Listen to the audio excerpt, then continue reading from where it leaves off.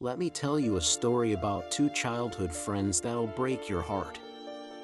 You know that nursery rhyme about Jack and Jill who went up the hill to fetch a pail of water? Jack and Jill remained the closest of friends throughout their school years.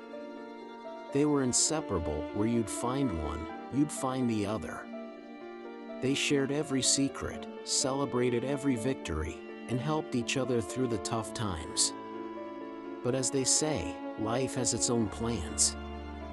It was his dream opportunity, the kind you can't turn down.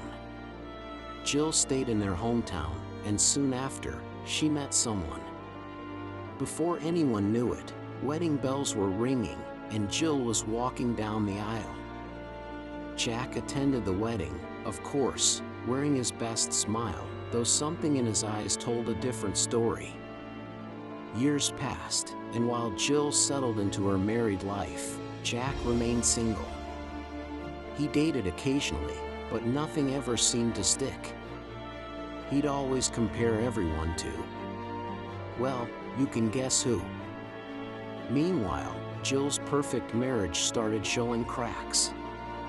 Her husband wasn't the person she thought he was, and she found herself thinking more and more about her childhood friend. One day, Jack received a letter from Jill. She confessed that she'd made a mistake, not just with her marriage, but with letting him go all those years ago. But by then, Jack had finally met someone special, someone who helped him move on. The timing, as cruel as it could be, had worked against them once again. Sometimes, the saddest part of life isn't that two people aren't meant to be together, it's that they might be perfect for each other, but the timing just never works out. Jack and Jill, who once went up the hill together, ended up taking different paths down, never to meet in the middle again.